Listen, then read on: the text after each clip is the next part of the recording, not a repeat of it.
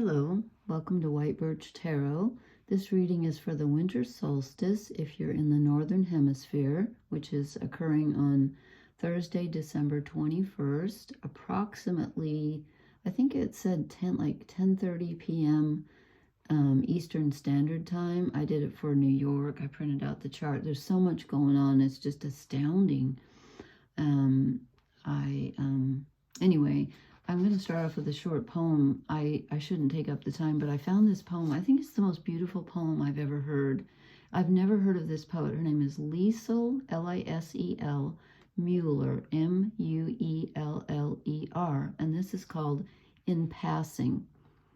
How swiftly the strained honey of afternoon light flows into darkness, and the closed bud shrugs off its special mystery in order to break into blossom, as if what exists so that it can be lost and become precious. Is that beautiful or what?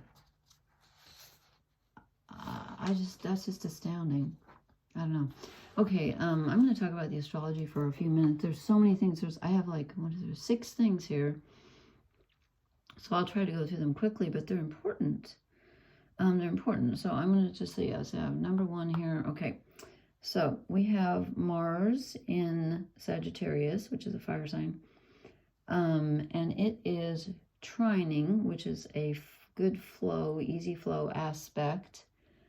The north nodes, which are up here in Aries at 21 degrees. Okay.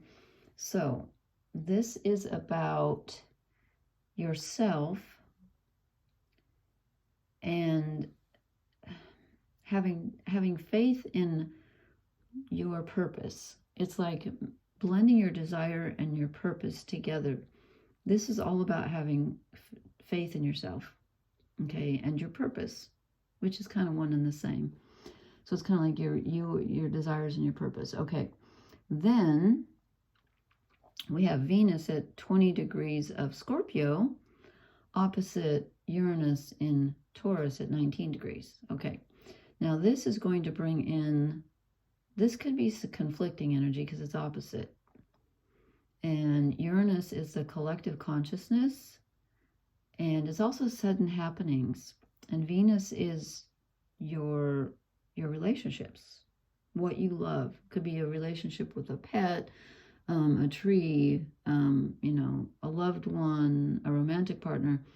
But there's something sudden about this energy. So I would say that one of 2 things could happen. Either you could, because Venus is in Scorpio, which is like deep feeling. So you could feel suddenly different about a relationship with someone. Just have like a sudden gut feeling like, nope, I'm changing this. This is not for me. Or something could happen in the outer because Uranus is in Taurus, which is an earth sign. Something could actually happen. And I'm not saying, like a bad thing, but something could happen. Someone could treat you some way or say something or do something that totally changes the way you feel about them. So it's about your deep feeling inside about others, what you love, changing in a very real way. And it could be, like I said, either end. It could be a sudden thing that's out of your control that changes how you feel, or you could feel differently and then you make a change. Okay, where's number 3? Okay, the sun, and I printed this out for like a few minutes early. I just randomly picked 10 o'clock New York time, and I was too early, so it still shows the sun in Sag, but it isn't. On the solstice, the sun moves into, I gotta go down here, the sun moves into Capricorn, so it says that's supposed to be a 0. It's at 0 degrees Capricorn, and it is trining the moon, which is in, where is the moon? Taurus, yeah, 0 degrees Taurus, because the moon is conjunct Jupiter, which amplifies our emotions. So a very emotional time, but this is very positive with this trine going on. So your sense of self, you might feel very connected to your emotions at this time. And even though you're very extra emotional, you're grounded because they're in an earth sign. And so is the sun. It's moving into Capricorn tomorrow, which is an earth sign. It looks like it's still in Sag, but it's actually on, here's the line. That's the line of the house, not the sign. Okay, so that's good. And then we have, what's number 4? We have, okay, so we have the moon conjunct Jupiter. I just talked about that, amplifying our emotions. And then we have Jupiter trining the sun. So the sun, yourself, yourself with a capital S, all of you, is being able to see the big picture and feeling very, very expansive energy here, extremely expansive. Possibilities abound, and you're going to feel them. And with Saturn, I'm jumping ahead to my number 6 here. I missed number 5. I'll go back. With Saturn here, sextiling the moon up here, sorry. So 60 degrees here.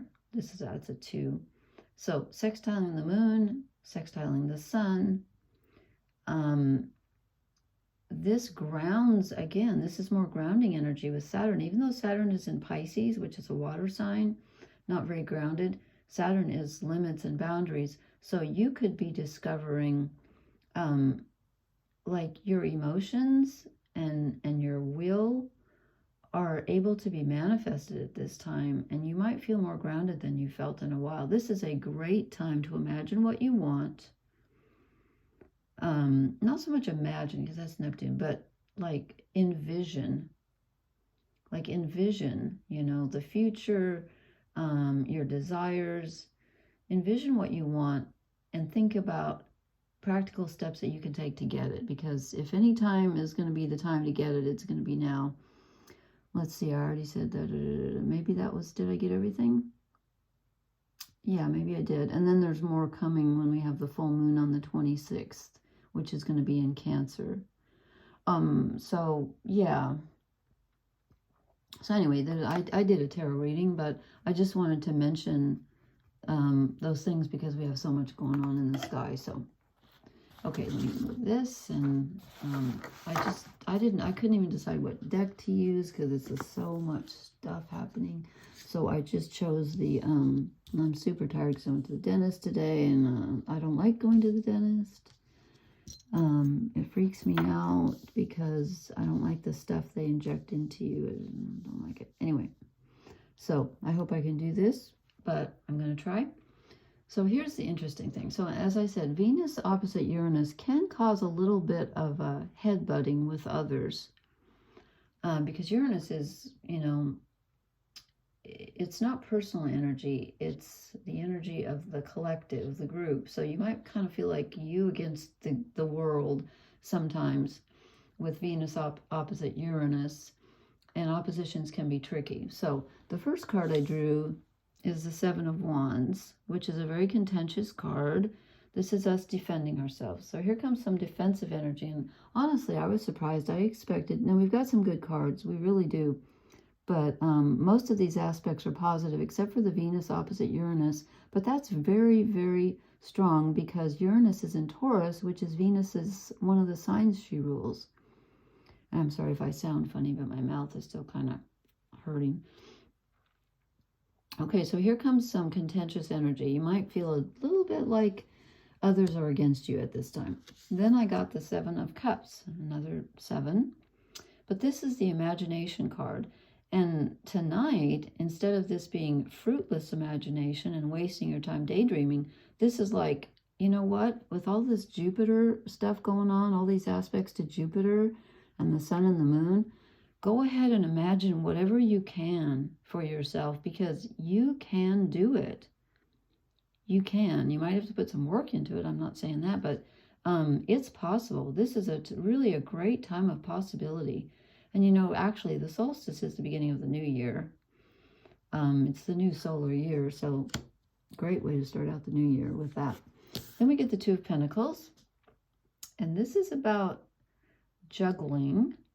I think this card is, I wish, you know what, I need to memorize the astrological correlations, but I think on Gemstone Tarot, I think she said this is Saturn in Pisces, which is weird because Saturn is in Pisces. I'll have to look that up. Don't quote me on that. But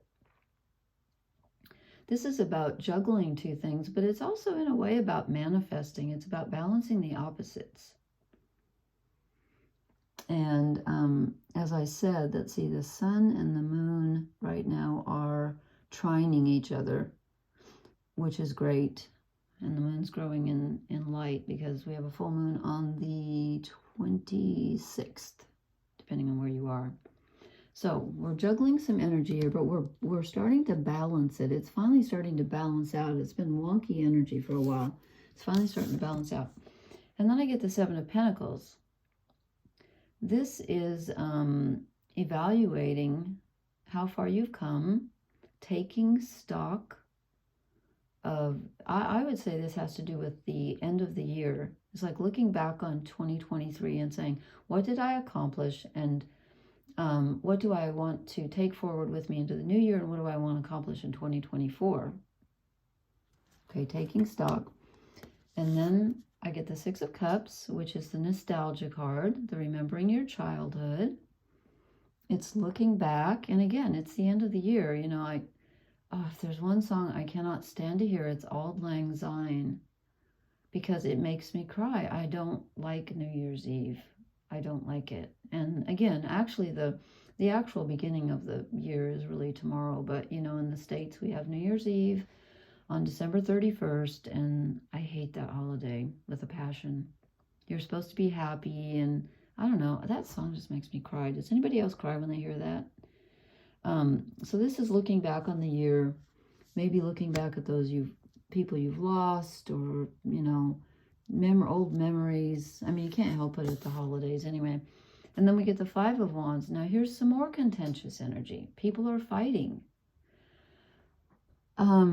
That's weird when we have the sun is conjunct Mercury also. I didn't say that. So that's great for our thoughts and communication, ease in expressing ourselves. So why so much fighting going on? It's got to be the Venus opposite Uranus, I guess. I don't see anything else. I really don't.